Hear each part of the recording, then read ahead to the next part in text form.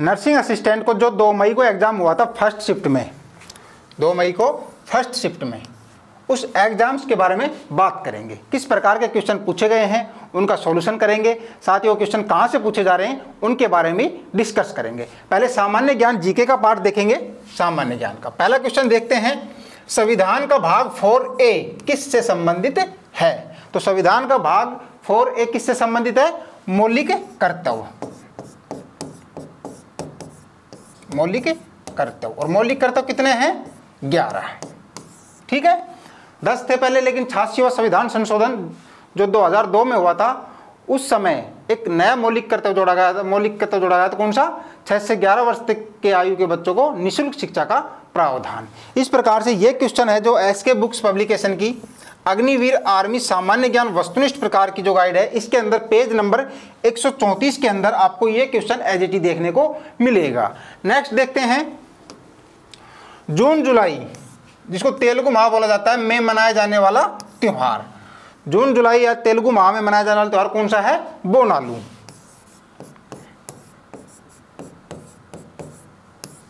ठीक है, और मुख्य रूप से ये तेलंगाना राज्य में मनाया जाता है। तेलंगाना के भी कहां पर? हैदराबाद, हैदराबाद शहर में। ठीक है, तो ये तेलुगु माह जो नववर्ष शुरू होता है उनका, उस टाइम मनाते हैं बोनालू त्योहार। तो यहाँ आपका राइट आंसर क्या होगा? बोनालू। क्लियर। नेक्स्ट देखेंगे, बुकर पुरस्कार 2008 में किसे मिला? तो किसे मिला था? अरविंद अडिगा जी को, अरविंद अडिगा। क्लियर। नेक्स्ट देखेंगे, हिमालय के पूर्व से निकलने वाली नदी। तो ऑप्शन के अनुसार जो आंसर है आपका वो क्या होगा? ब्रह्मपुत्र। क्या राइट आंसर होगा? हिमालय के पूर्व से निकलने वाली नदी कौन सी है? ब्रह्मपुत्र। क्लियर। आगे देखेंगे, 2011 की जनगणना के अनुसार सर्वाधिक लिंग अनुपात वाला राज्य पूछा है, तो कौन सा है? केरल। केरल आपका राइट आंसर होगा। कितनी है? 1084। और ये क्वेश्चन एसके बुक्स पब्लिकेशन की भारतीय थल सेना सोल्जर टेक्निकल नर्सिंग और वेटनरी सहायक भर्ती परीक्षा के लिए जो बुक है, इसके अंदर पेज नंबर 10 के अंदर आपको ये क्वेश्चन एज इट इज देखने को मिलेगा। नेक्स्ट देखते हैं, 1857 की क्रांति में फांसी किन्हें दी गई थी? तो 1857 की क्रांति में जो सबसे पहले फांसी दी गई थी वो किन्हें दी गई थी? मंगल पांडे जी को, मंगल पांडे। क्लियर। और ये क्वेश्चन अग्निवीर आर्मी सामान्य ज्ञान जो वस्तुनिष्ठ प्रकार की जो बुक है, इसके अंदर पेज नंबर 47 और क्वेश्चन नंबर 22 के अंदर आपको ये क्वेश्चन एज इट इज देखने को मिलेगा। नेक्स्ट देखते हैं, 2024 में सोलर साबल पैनल के लिए कितने प्रतिशत सब्सिडी 3 किलोवाट के लिए निर्धारित की गई है? तो कितनी की गई है? 40%। और अधिकतम की बात की जाए तो अधिकतम कितना? 50% तक ये दी जाएगी। तो राइट आंसर क्या होगा आपका?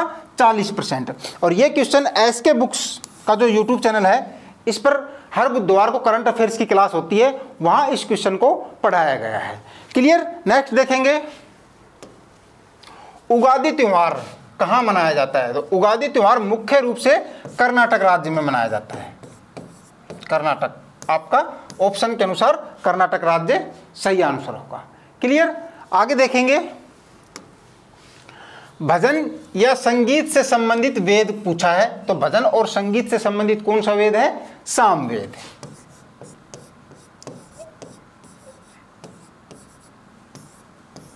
और यह क्वेश्चन सामान्य ज्ञान वस्तुनिष्ठ प्रकार की जो बुक है, इसके अंदर पेज नंबर 21 और क्वेश्चन नंबर 36 के अंदर आपको यह क्वेश्चन एज इट इज देखने को मिलेगा। नेक्स्ट देखेंगे, जेमिनी एआई मॉडल किसने लॉन्च किया है? अभी ये करंट का लेटेस्ट क्वेश्चन है, तो किसने किया है? गूगल ने।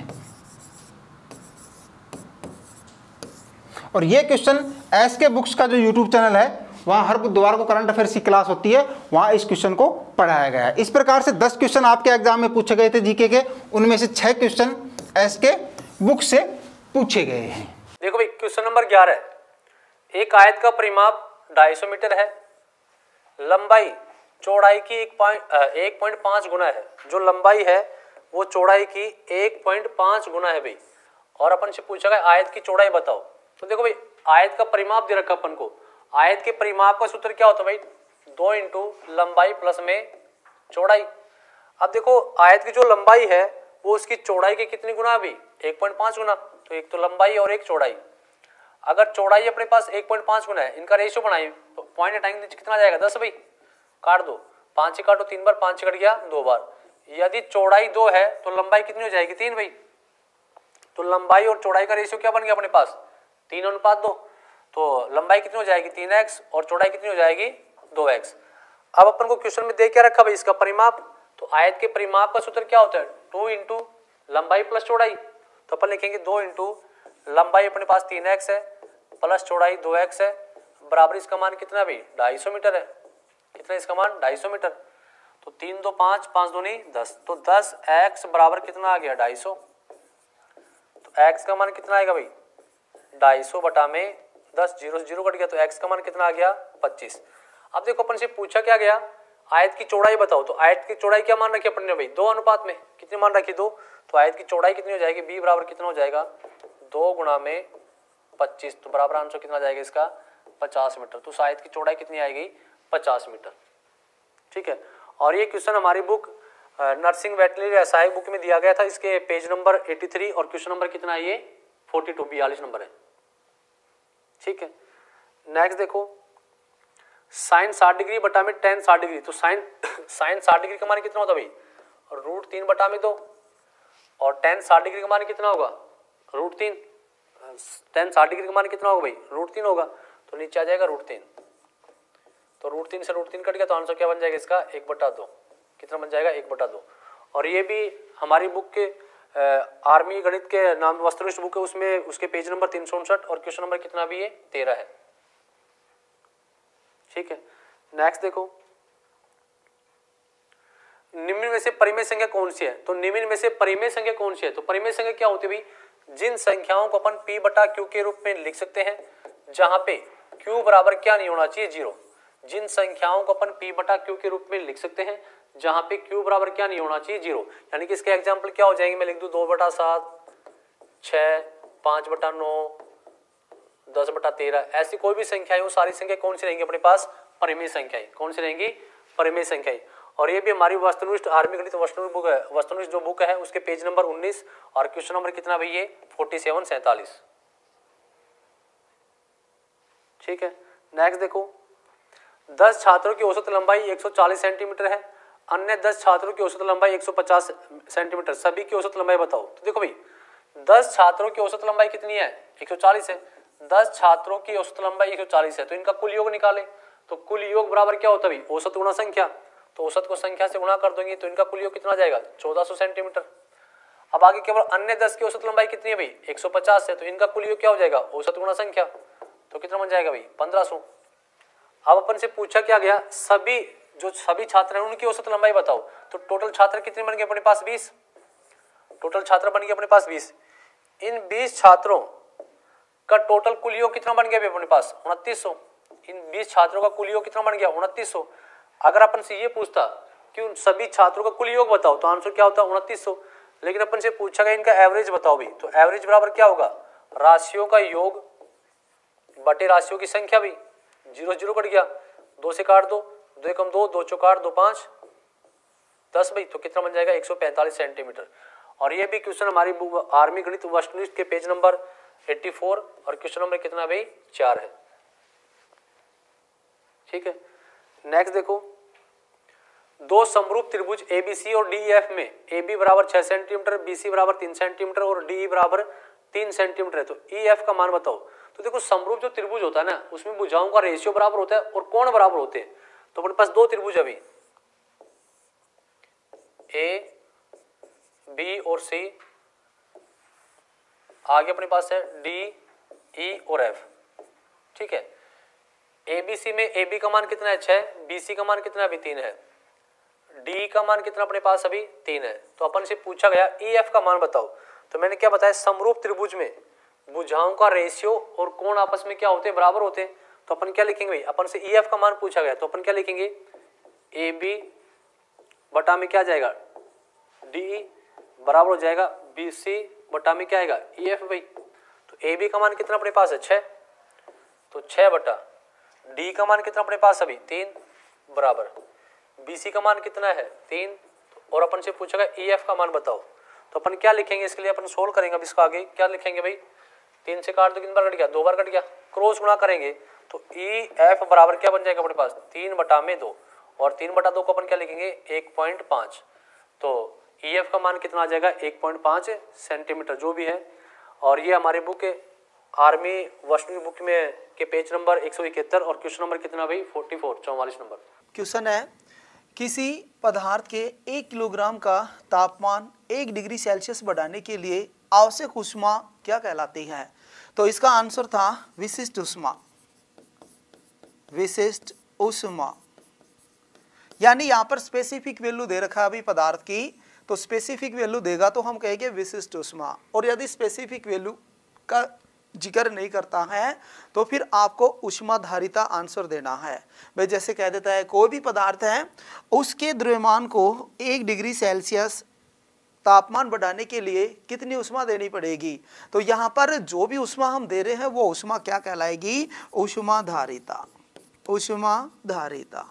तो इन दोनों में अंतर क्या है, यहाँ पर तो स्पेसिफिक वैल्यू मिलेगी आपको, तो विशिष्ट ऊष्मा और स्पेसिफिक वैल्यू नहीं मिलती है। पूरे पदार्थ के बारे में कहता है कोई भी पदार्थ है उसके द्रव्यमान के तापमान को 1 डिग्री सेल्सियस बढ़ाना है तो आवश्यक ऊष्मा क्या कहलाएगी, ऊष्माधारिता। तो यहाँ पर हमारा आंसर था विशिष्ट ऊष्मा।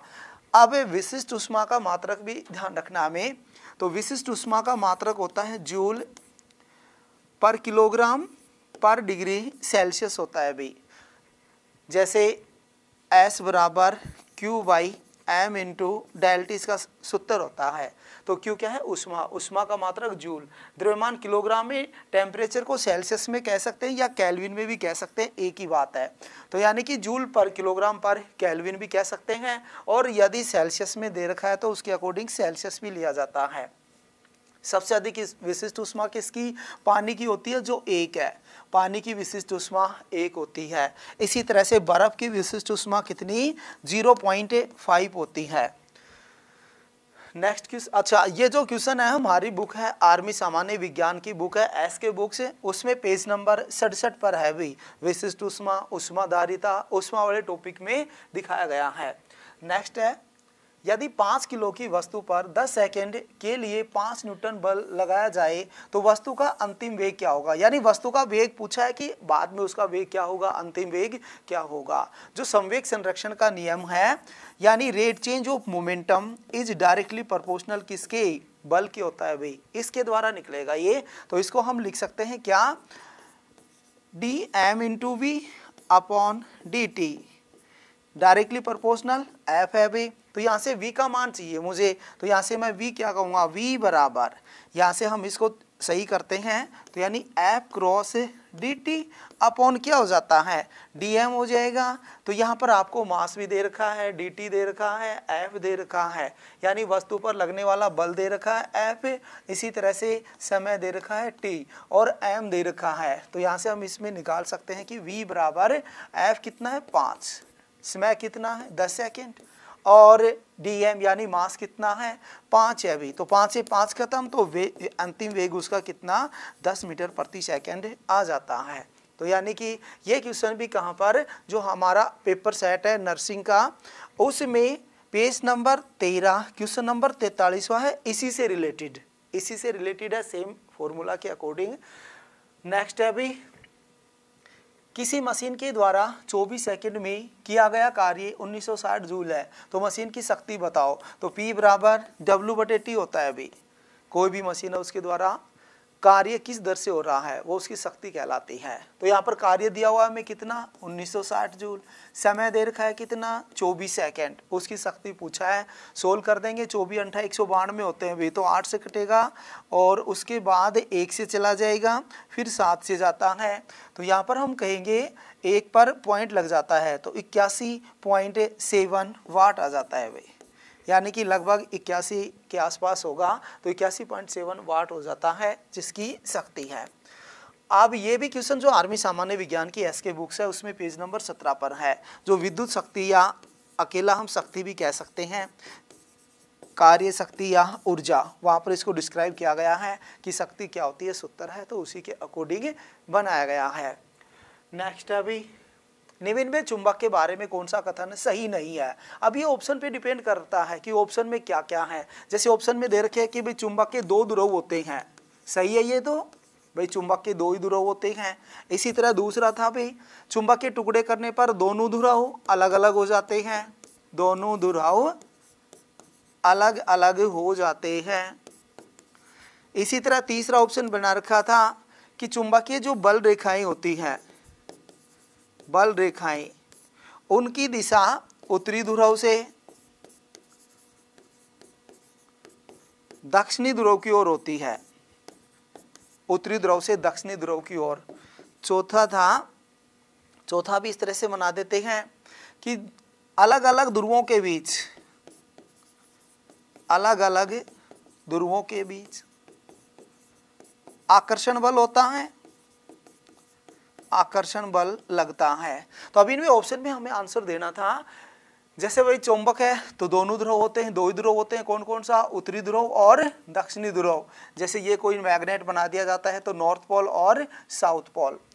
दूसरा है दोनों ध्रुव अलग अलग, यानी कि चुंबक के टुकड़े करने पर दोनों ध्रुव अलग अलग नहीं होते कभी भी, ये दोनों एक साथ रहते हैं। जैसे इसी के हम 2 टुकड़े करेंगे, इस चुंबक के इस तरह से हमने 2 टुकड़े बना दिए, तो यहाँ पर तो N था और यहाँ पर S है, ये अलग अलग नहीं होते। इस पर तुरंत S इससे अपोजिट उत्पन्न हो जाएगा, इस वाले पर N अपोजिट उत्पन्न हो जाता है। तो यानी कि ये दोनों ध्रुव हमेशा साथ साथ रहते हैं, तो यानी ये वाला ऑप्शन इसमें गलत था। तो ऑप्शन पे डिपेंड कर रखा है। अब ये जो क्वेश्चन है जो हमारी आर्मी सामान्य विज्ञान की एस के बुक्स है उसमें पेज नंबर 133 पर जो मैग्नेट का टॉपिक है उनमें जो इंपॉर्टेंट पॉइंट दिखा रखे हैं चैप्टर के बाद, उन्हीं में से उठाया गया है। नेक्स्ट है भी जेट विमान किस सिद्धांत पर कार्य करते हैं। जेट विमान कह दो या रॉकेट कह दो, अंतरिक्ष यान कह दो, एक ही बात है।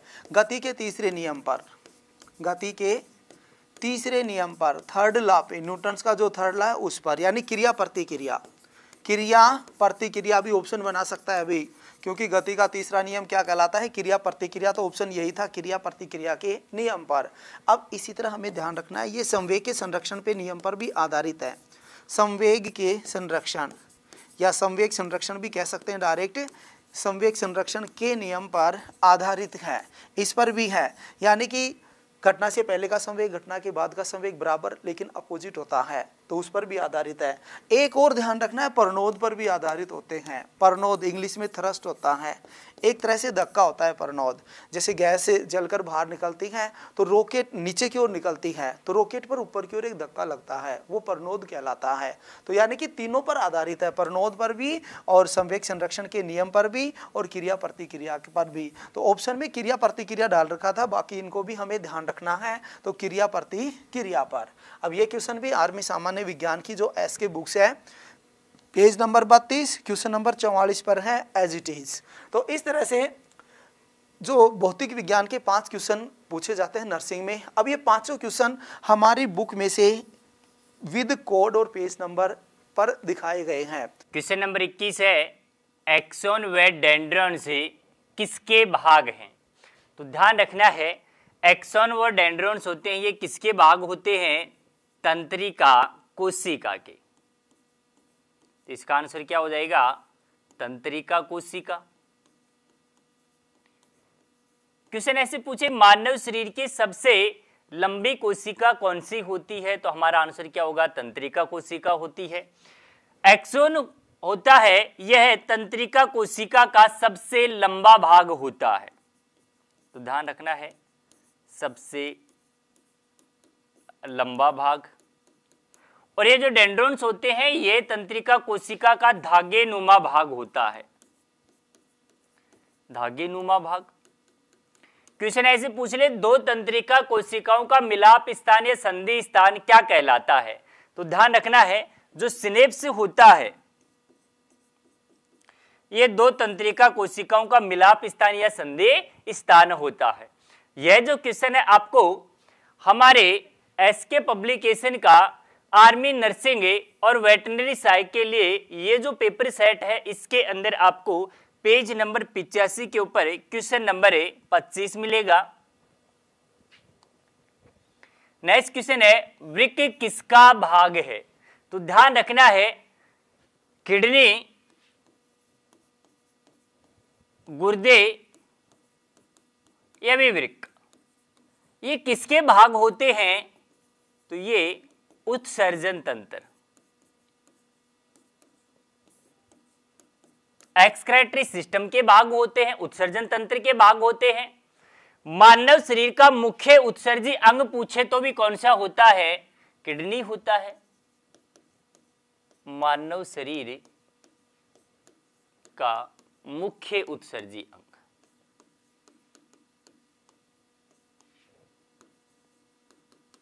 किडनी संख्या के अंदर एक जोड़ी होते हैं, आकृति पूछे तो सेम के बीज की जैसी होती है। किडनी की मुख्य इकाई यदि पूछ लेता तो क्या होती है? ध्यान रखना है भाई, इसकी मेन यूनिट क्या होती है? नेफ्रॉन। और नेफ्रॉन का अध्ययन क्या कहलाता है? नेफ्रोलॉजी कहलाता है। तो इसका आंसर क्या हो जाएगा? उत्सर्जन तंत्र। यह जो क्वेश्चन है ध्यान रखना, हमारे एसके पब्लिकेशन की आर्मी नर्सिंग भर्ती परीक्षा के लिए ये जो बुक है इसके अंदर जो थ्योरेटिकल पोर्शन है बायोलॉजी का, इसके अंदर पेज नंबर 3 के ऊपर दे रखा है। नेक्स्ट क्वेश्चन है विटामिन सी की कमी से कौन सा रोग होता है? ध्यान रखना है भी, विटामिन सी की कमी से बीमारी कौन सी होती है? रोग कौन सा होता है? स्कर्वी होता है। और स्कर्वी बीमारी के अंदर क्या होता है? मसूड़ों से खून आने लगता है। तो उसके अंदर ऑप्शन दे रखा था मसूड़ों से खून आना, तो इसका आंसर क्या हो जाएगा? मसूड़ों से खून आना। मसूड़ों से खून आना, इसे ही क्या कहा जाता है भी? Scurvy, due to deficiency of vitamin C होता है। ये जो क्वेश्चन है आपको हमारे एसके पब्लिकेशन की आर्मी नर्सिंग और वेटरनरी सहायक के लिए ये जो बुक है इसके अंदर बायोलॉजी का जो पोर्शन है उसके अंदर पेज नंबर 10 के ऊपर सारी जो विटामिन है उनकी एक सारणी और उनकी डेफिशिएंसी से होने वाली बीमारियां, उनके रासायनिक नाम और उनके स्रोते दे रखे हैं। नेक्स्ट क्वेश्चन है सर्वाधिक प्रोटीन किसमें पाया जाता है? ध्यान रखना है इसका जो आंसर होता है वो ऑप्शन के हिसाब से होगा। उसके अंदर जो ऑप्शन हमारे पास दे रखे थे वो दे रखे थे भी मसूर की दाल होगी, गेहूं में होगा, उड़द की दाल में होगा, चीज के अंदर होगा। तो ध्यान रखना है इसका आंसर क्या हो जाएगा? मसूर की दाल के अंदर। मसूर की दाल के अंदर प्रोटीन होता है, इसे मानव शरीर का बिल्डिंग ब्लॉक मटेरियल कहा जाता है। यह शरीर निर्माण में सहायक पोषक तत्व होता है। शरीर निर्माण में असहायक पोषक तत्व। प्रोटीन की मूल इकाई पूछे तो क्या होती है? अमीनो अम्ल होती है। और अमीनो एसिड के मध्य बंध पूछे तो कौन सा होता है? पेप्टाइड बंध पाया जाता है। तो इनके मध्य बॉन्ड कौन सा होता है भी? पेप्टाइड।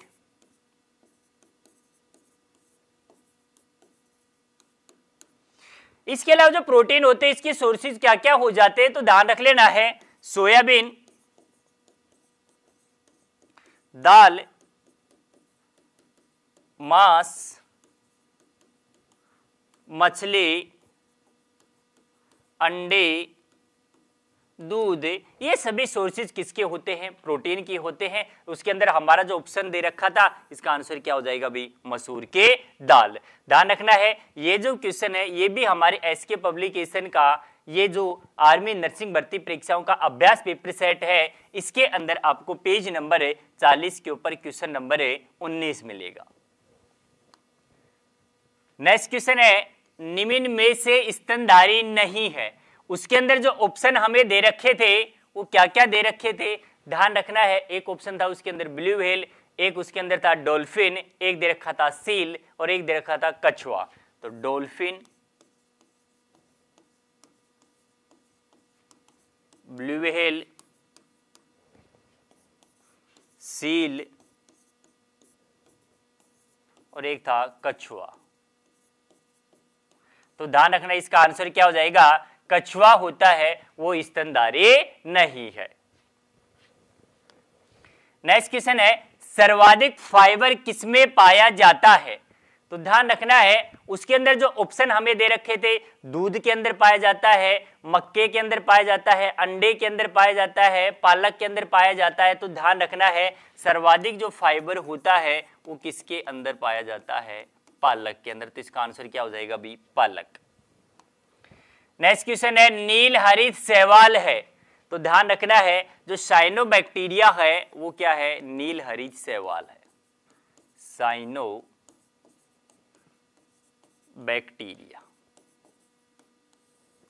ये जो क्वेश्चन है ये हमारे आर्मी नर्सिंग भर्ती परीक्षाओं का ये जो पेपर सेट है इसके अंदर पेज नंबर 117 के ऊपर क्वेश्चन नंबर 11 दे रखा है।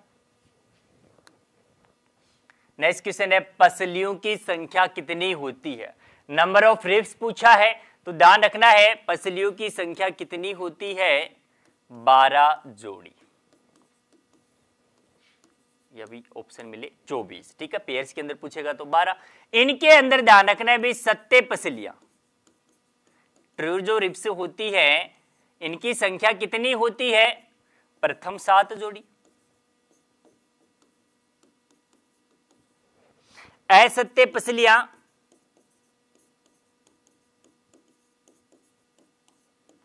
ये जो होती है 8वीं, 9वीं और 10वीं जोड़ी, और तैरती हुई या फ्लोटिंग जो रिब्स होती हैं ये कौन सी होती है भी, 11वीं और 12वीं जोड़ी। पसलियां सामने की किस अस्थि पर आकर जुड़ती हैं, तो स्टर्नम पर आकर जुड़ती हैं। ध्यान रखना है ये जो क्वेश्चन है ये हमारे एसके पब्लिकेशन की ये जो बुक है इसके अंदर आपको पेज नंबर 50 के ऊपर क्वेश्चन नंबर 294 में मिलेगा। नेक्स्ट क्वेश्चन है भाई समुद्र में पाए जाने वाले अजैविक घटक हैं, तो ध्यान रखना है समुद्र के अंदर जो पाए जाने वाले अजैविक जो घटक है वो कौन से होते हैं भी, जल। तो इसके अंदर ऑप्शन क्या दे रखा था हमारे पास, जल, ठीक है। इसके अलावा क्या होता है, शैवाल होता है, ये भी समुद्र में पाए जाने वाला अजैविक घटक होता है। इसके अलावा जो अजैविक घटक होते हैं वो कौन कौन से होते हैं, जो तापमान होता है वो भी अजैविक घटक होती है, जल, तापमान, हवा, प्रकाश, नमी, मृदा, ये सभी कैसे होते हैं भी अजैविक घटक होते हैं। जबकि जो सजीव होते हैं सभी वो किसके अंदर आते हैं, जैविक घटक के अंदर आते हैं। नेक्स्ट क्वेश्चन है निम्न में से कौन सा विकल्प पशुपालन का घटक नहीं है। ध्यान रखना है उसके अंदर जो ऑप्शन दे रखे थे वो क्या क्या दे रखे थे भी, बागवानी, मुर्गी पालन, मछली पालन, बकरी पालन, ठीक है। उसके अंदर ऑप्शन थे बागवानी, मुर्गी पालन, मछली पालन,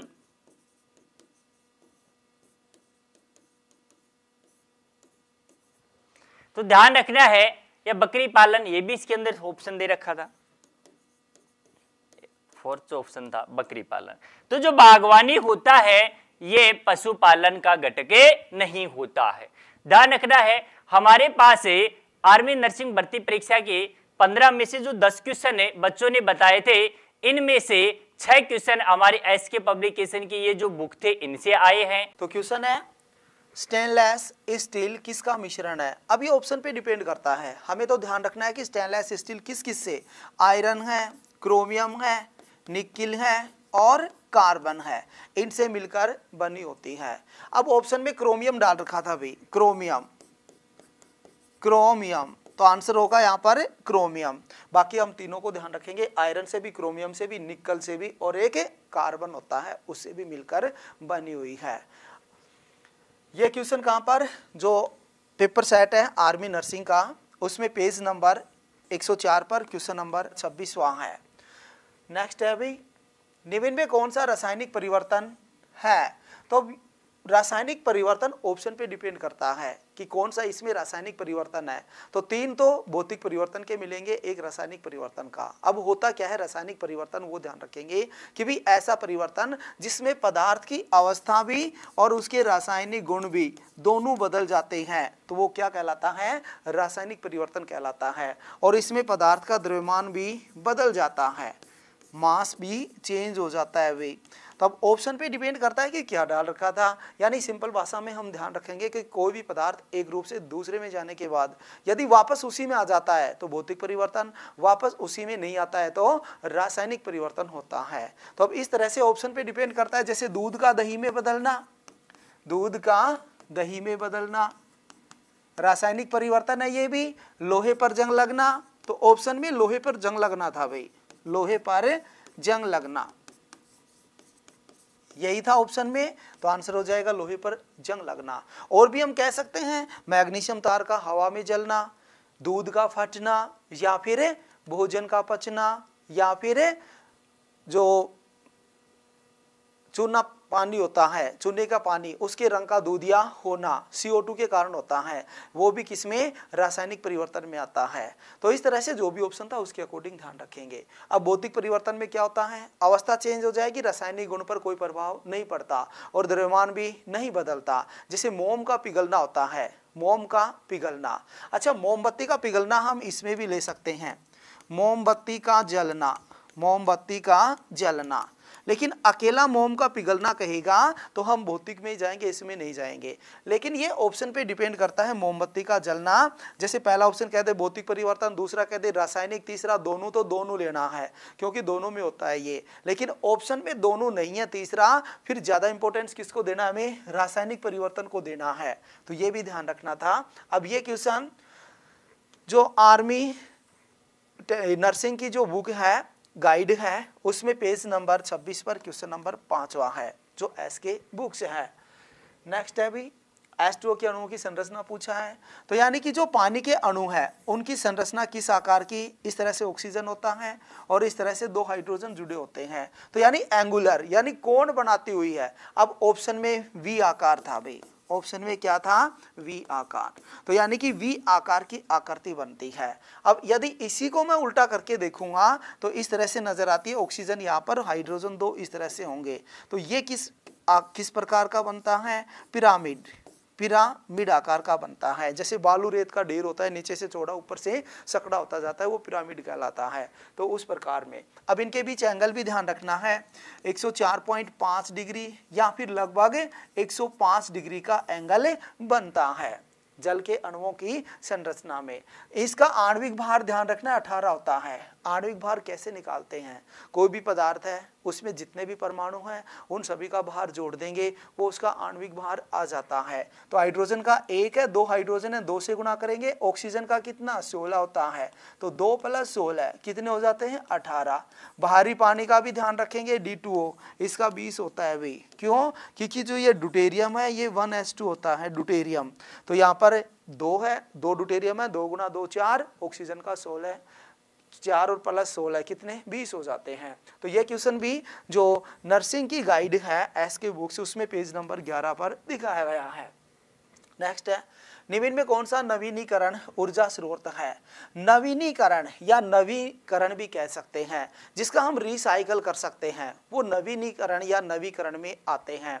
जैसे सौर ऊर्जा है, पवन ऊर्जा है, भूतापीय ऊर्जा है, ये सब किसमें, नवीकरणीय या नवीनीकरणीय में आते हैं। तो यहाँ पर ऑप्शन में सौर ऊर्जा दे रखा था, तो सौर ऊर्जा आंसर होगा भाई। तो ऑप्शन के अकॉर्डिंग आंसर है ये कि कौन सा डाल रखा है। इसी तरह से गैर नवीकरण या गैर नवीनीकरण, जिसका हम रिसाइकल नहीं कर सकते, जैसे कोयला है उसका रिसाइकल नहीं हो सकता, तो वो गैर नवीकरण में आता है। तो ये क्वेश्चन जो एसके के नोट्स दिए जाते हैं उसमें एज इट इज है, फर्स्ट में ही नवीकरण और गैर नवीकरण, तो वहां से लिया गया है। नेक्स्ट है भी, जोसेफ प्रेस्टले ने कौन सी गैस की खोज की थी। तो जोसेफ प्रेस्टले हैं, उन्होंने ऑक्सीजन की खोज की थी भाई। जो ऑक्सीजन गैस है उसके खोजकर्ता कौन है, जोसेफ प्रेस्टले हैं। अब ऑक्सीजन के बारे में ध्यान रखेंगे, इसका सूत्र क्या है, O होता है भाई। और आणविक रूप पूछे तो O2 कह सकते हैं। वायुमंडल में इसकी मात्रा कितनी 20.99% या फिर लगभग 21%। पृथ्वी की भूपर पटे यानी अर्थ क्रस्ट में सबसे अधिक मात्रा में पाया जाने वाला तत्व कौन सा, ऑक्सीजन, कितना 46.6% होती है पृथ्वी की भूपर पटे में। जीवनदानी गैस है ये, यानी इसके बिना जीवित नहीं रहा जा सकता, और मानव शरीर में सबसे अधिक मात्रा में पाया जाने वाला तत्व भी है। और ओजोन जो है, ओजोन परत, वो ऑक्सीजन का क्या है, अपरूप होता है भाई। ऑक्सीजन का क्या है, ये अपरूप होती है, एलोट्रोप होती है, वो भी ध्यान रखेंगे। अब ये क्वेश्चन जो नर्सिंग की गाइड है एसके बुक्स, उसमें पेज नंबर 42 क्वेश्चन नंबर 145 पर है। नेक्स्ट है अभी, क्लोरीन को किसके साथ अभिक्रिया करवाने से ब्लीचिंग पाउडर बनता है। तो ब्लीचिंग पाउडर क्या होता है, CaOCl2 कैल्शियम ऑक्सी क्लोराइड होता है भाई। तो हम किसको, यानी कि जो Cl2 है इसको हम कैल्शियम हाइड्रोक्साइड OH की होल ट्वाइस इसके साथ अभिक्रिया करवाते हैं तो कैल्शियम ऑक्सी क्लोराइड बनता है और साथ में पानी बन जाता है भी H2O। तो यानी कि कैल्शियम हाइड्रोक्साइड ऑप्शन में था कि भी कैल्शियम हाइड्रोक्साइड के साथ इसकी अभिक्रिया करवाने पर क्या बनता है, ब्लीचिंग पाउडर बनता है। तो आंसर था कैल्शियम हाइड्रोक्साइड। अब ये क्वेश्चन कहाँ पर, जो अभ्यास पेपर सेट है नर्सिंग का, उसमें पेज नंबर 36 क्वेश्चन नंबर 27वां एज इट इज है। नेक्स्ट है अभी, ऑक्सीकरण में ऑक्सीजन पर क्या प्रभाव पड़ता है। तो ऑक्सीकरण एक प्रोसेस होती है, अभिक्रिया होती है, इसमें इलेक्ट्रॉनों की तो कमी होती है अभी, प्रोटॉनों की वृद्धि होती है। इसी तरह दूसरी परिभाषा में कहते हैं कि जो ऑक्सीजन है उसका तो जुड़ना होता है भाई, जुड़ना कह दो या संयोग भी कह सकते हैं, जुड़ जाती है ऑक्सीजन। और हाइड्रोजन क्या होती है, अलग होती है भाई, तो हाइड्रोजन का वियोग भी कह सकते हैं। अब इन्हीं के अकॉर्डिंग क्वेश्चन कई बार पूछे जाते हैं कि भाई ऑक्सीकरण में इलेक्ट्रॉनों की संख्या पर क्या प्रभाव पड़ेगा, या प्रोटॉनों पर क्या प्रभाव पड़ेगा, या ऑक्सीजन और हाइड्रोजन पर क्या प्रभाव पड़ता है। तो भाई ऑक्सीजन क्या हो रही है, यहाँ पर जुड़ रही है, तो ऑक्सीजन संयोग कर रही है, कंबाइन कर रही है, तो आंसर था संयोग यानी जुड़ना। अब ऑक्सीकरण को करवाने वाला क्या होता है, ऑक्सीकारक होता है भाई, ऑक्सीकारक, ऑक्सीडाइजिंग एजेंट, इंग्लिश में ऑक्सीडेशन कहेंगे भाई ऑक्सीकरण को, ऑक्सीडेशन, ये भी उच्चारण याद रखोगे। तो ऑक्सीकारक क्या करते हैं, ऐसे पदार्थ होते हैं जो दूसरों से इलेक्ट्रॉन ग्रहण करते हैं। सबसे प्रबल ऑक्सीकारक कौन है, फ्लोरीन है भाई, क्योंकि इसमें इलेक्ट्रॉन खींचने या अट्रैक्ट करने की पावर ज्यादा होती है। तो आंसर तो इसका संयोग था। अब ये क्वेश्चन भी आर्मी सामान्य विज्ञान की जो एसके बुक्स है उसमें पेज नंबर 219 पर दिखाया गया है। ऑक्सीकरण, अवकरण, अपचायक, ऑक्सीकारक, ये सारे दिखा रखे हैं वहां पर। इससे विपरीत एक अभिक्रिया और है अवकरण, या उसको हम अपचयन भी कह सकते हैं, अपचयन, इंग्लिश में रिडक्शन होता है, तो इससे विपरीत है वो बिल्कुल। अवकरण में इलेक्ट्रॉनों की वृद्धि होती है, प्रोटॉन कम होते हैं, हाइड्रोजन जुड़ती है और ऑक्सीजन अलग होती है वहां पर, तो इससे अपोजिट है ये बिल्कुल। नेक्स्ट है भी, कौन से तत्व का समतुल्य भार उसके परमाणु भार के बराबर होता है। तो जो ये समतुल्य भार है ये क्या होता है, पहले इसके बारे में हमें पता होना चाहिए। तो समतुल्य भार बराबर, भाई तत्व है तो हम उसके परमाणु भार कहेंगे, एटॉमिक वेट, और बटे में उसकी संयोजकता कहते हैं, वैलेंसी, संयोजकता कह दो, या फिर जो आयन है कितने आयन आ रहे हैं उनके पास, तो आयन का विनिमय, आयन का विनिमय मतलब कितने आयन आया जा रहे हैं वो बटे में होता है, वो समतुल्य भार कहलाता है। अब ऑप्शन में हाइड्रोजन दे रखा था तो हाइड्रोजन आंसर होगा इसका, क्योंकि हाइड्रोजन का परमाणु भार 1 होता है और हाइड्रोजन की वैलेंसी भी कितनी, 1 होती है। अब इनको सोल्व करेंगे तो 1 ही आंसर आएगा। तो यानी कि इन्होंने कहा है कि समतुल्य भार उसके परमाणु भार के बराबर है, तो समतुल्य भार भी 1, परमाणु भार भी 1, इसीलिए आंसर क्या होगा, हाइड्रोजन होगा वे। अब ये क्वेश्चन भी क्या पर आर्मी सामान्य विज्ञान की जो एस के बुक्स है उसमें पेज नंबर 242 क्वेश्चन नंबर 53वां है, एज इट इज। नेक्स्ट है, CO2 वायु से कितना गुना अधिक होती है, कितनी गुना भारी होती है, ये भी कह सकते हो। तो CO2 वायु से भारी होती है, तो ये कितनी गुना है, 1.5 गुना भारी है भाई, 1.5 गुना भारी होती है CO2, जिसके कारण ये वायुमंडल में कितना 0.03% ही होती है, 0.03%, नाइट्रोजन 78% है, ऑक्सीजन अभी बताए थे आपको 21%, तो इनको भी ध्यान रखना है। तो 1.5 गुना भारी है ये वायु से। अब ये क्वेश्चन भी आर्मी विज्ञान की जो सामान्य बुक्स हैं उसमें पेज नंबर 223 पर दिखाया गया है CO2 की संरचना में। नेक्स्ट है lithium, lithium plus, magnesium, magnesium plus 2, इसमें किसका परमाणु आकार बड़ा है? तो हम इलेक्ट्रॉन देखेंगे यहाँ पर, जिसमें ज़्यादा इलेक्ट्रॉन है उसका ही आकार बड़ा होता है, क्योंकि इलेक्ट्रॉनिक विन्यास लिखते हुए परमाणु संरचना बनाते हैं तो शेल बनाते हैं, तो जितने इलेक्ट्रॉन ज़्यादा होते जाएंगे उसकी साइज या रेडियस उतनी बढ़ती जाती है। तो यहाँ पर देखोगे तो यानी इनमें से हमें देखना है, तो यहाँ पर देखो 3 इलेक्ट्रॉन होते हैं लिथियम। अब इसके पास भी 3 थे लेकिन एक चला गया तो 2 बच गए। यहाँ पर 12 है मैग्नीशियम में 12 थे, 2 चले गए तो 10 बच गए। तो सबसे ज्यादा इलेक्ट्रॉन किसके पास? मैग्नीशियम के पास। तो यानी इसका जो आकार है, परमाणु का साइज है, इनमें से सबसे बड़ा किसका होगा? मैग्नीशियम का होगा, ध्यान रखेंगे। सबसे छोटा पूछता तो इनमें किसका था? लिथियम प्लस का था।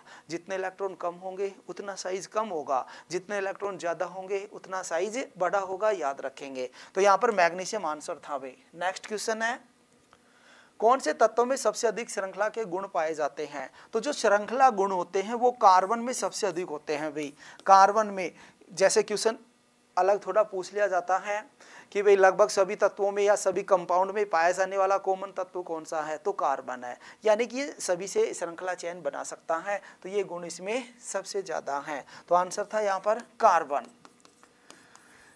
तो ये क्वेश्चन भी जो नर्सिंग की गाइड है उसमें पेज नंबर 13 पर दिखाया गया है। हमारे पास जो विद्यार्थियों के द्वारा भेजे हुए क्वेश्चन थे वो 15 में से कितने? 11 क्वेश्चन मिले हैं। तो जो 4 क्वेश्चन बच गए, जितने भी स्टूडेंट इसको देखेंगे तो वो कमेंट बॉक्स में जिनके भी क्वेश्चन याद हैं वो जरूर लिखेंगे। अब इन 11 क्वेश्चन में से भी जो 10 क्वेश्चन है वो एज इट इज हमारी बुक से उठाए गए हैं। इस प्रकार से सभी क्वेश्चंस का आपको सॉल्यूशन करवा दिया गया है। अब एक नज़र डाल लेते हैं कितने क्वेश्चन इसके बुक से आए हैं। जीके की बात करें हम तो जीके में आपके 10 क्वेश्चन एग्जाम में पूछे गए थे, उनमें से 6 क्वेश्चन इसके बुक से आए हैं। मैथ्स की बात करें तो मैथ्स में 5 क्वेश्चन आपके एग्जाम में पूछे गए थे और उनमें से 5 के 5 क्वेश्चन इसके बुक से आए हैं। फिजिक्स की बात करें तो फिजिक्स में 5 क्वेश्चन पूछे गए थे एग्जाम में और 5 के 5 क्वेश्चन इसके बुक से आए हैं। बायोलॉजी की बात करें तो बायोलॉजी में आपके एग्जाम में 15 क्वेश्चन पूछे जाते हैं, लेकिन हमारे पास 10 क्वेश्चन ही अवेलेबल हुए हैं। उन 10 क्वेश्चनों में से 6 क्वेश्चन इसके बुक से आए हैं।